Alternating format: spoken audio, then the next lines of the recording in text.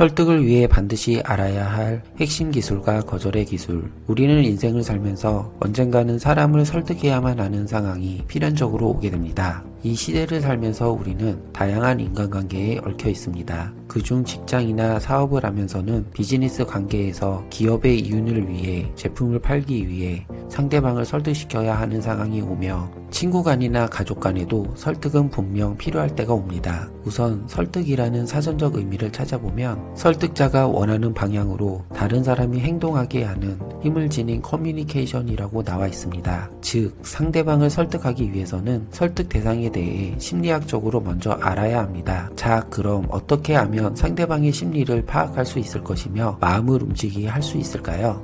벤저민 플랭클린은 이렇게 말했습니다. 설득을 하고 싶다면 이성적으로 말하지 말고 흥미롭게 말하라. 즉, 흥미롭게 말하기 위해서는 4가지 법칙이 우선적으로 필요한데요. 첫 번째는 호감을 확보하라. 아무리 설득의 베테랑이라도 상대가 나를 싫어한다면 애초에 설득 자체를 포기하는 게 낫습니다. 우선 시간이 걸리더라도 나라는 이미지 자체가 매력적인 사람이 되도록 노력하세요. 두 번째, 상대방을 파악하라. 평소에 상대방과 좋은 관계일지라도 상대의 성향과 전혀 맞지 않는 방식으로 말하면 상대방은 절대 공감을 할 수가 없습니다. 평상시 상대방은 어떤 말에 반응을 했으며 같은 말도 말하는 방식에 따라 받아들이는 느낌 차이가 있으니 이 부분을 연구하셔야 합니다. 세 번째, 공감을 이끌어내라. 설득은 상대가 충분히 공감할 수 있게 말을 해야 하며 중요 포인트는 감성적인 느낌이 있어야 합니다. 우리의 결정은 이성보다는 감성에 더 이끌리기 때문입니다. 네 번째, 완벽을 포기해라. 절대 상대방에게 급하게 강요하면 실패만 있을 뿐입니다. 설득하는 사람이 조급해지면 상대방은 나를 사기꾼, 계산적인 사람으로만 평가하게 됩니다.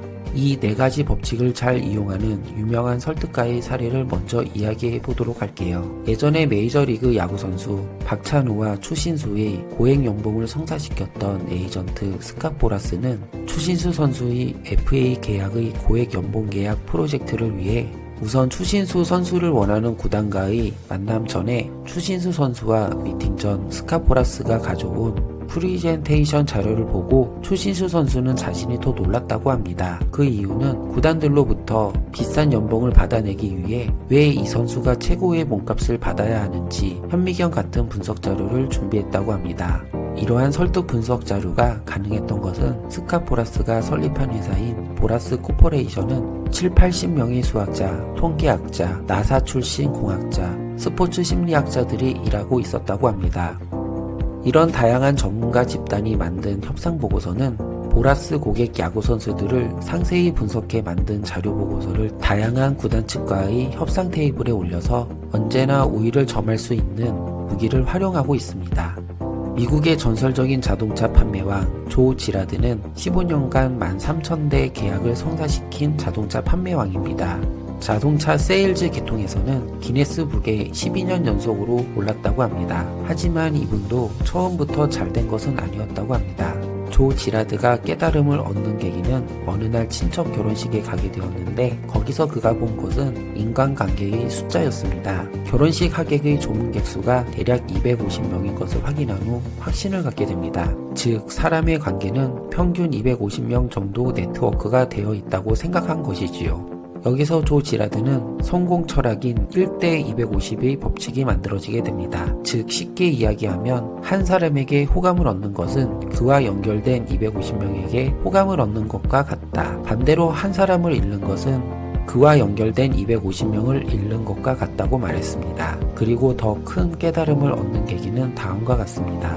어느 날 한 여성이 그에게 자동차를 사러 오게 되었는데요. 그의 능숙한 전문적인 프로 같은 말솜씨로 계약을 하고 약속 날짜까지 정하고 헤어지게 됩니다. 당연히 조 지라드는 이 여성 고객이 자신에게 계약을 할 것이라 확신을 한 상태였습니다. 그러나 계약 날짜가 되었는데 여성 고객이 나타나지 않자 조 지라드는 답답했던 나머지 그 여성 고객에게 전화를 했습니다. 그리고 그 이유를 물었습니다. 그러자 이 여성은 당신에게 자동차를 사지 않겠어. 당신은 내 이야기를 들어주지 않고 자기 이야기만 했잖아요. 라는 말에 충격을 받고 며칠을 고민하며 깨달음을 얻었습니다. 그 깨달음은 바로 경청입니다. 깨달음 이후 조 지라드는 자신을 다녀간 손님에게 정기적으로 자기만의 문장으로 정성스러운 손편지를 썼다고 합니다. 즉, 조 지라드의 교훈은 내가 아무리 지식이 많아서 상대방에게 전달을 한다 해도 상대의 말이나 마음을 듣지 못하면 실패한다는 것을 깨달았다고 합니다. 한국에도 설득의 전문가가 있습니다. 여러분도 잘 아시는 TV 프로그램 골목식당에 나오는 백종원 대표인데요. 이곳에 나오는 식당의 특징은 더 발전이 필요하고 개선해야 할 사항이 많은 게 특징인데요. 그중 자기만의 생각에 갇혀 전문가의 조언을 귀담아 듣지 않는 사장에게 백종원 대표는 이렇게 말했습니다.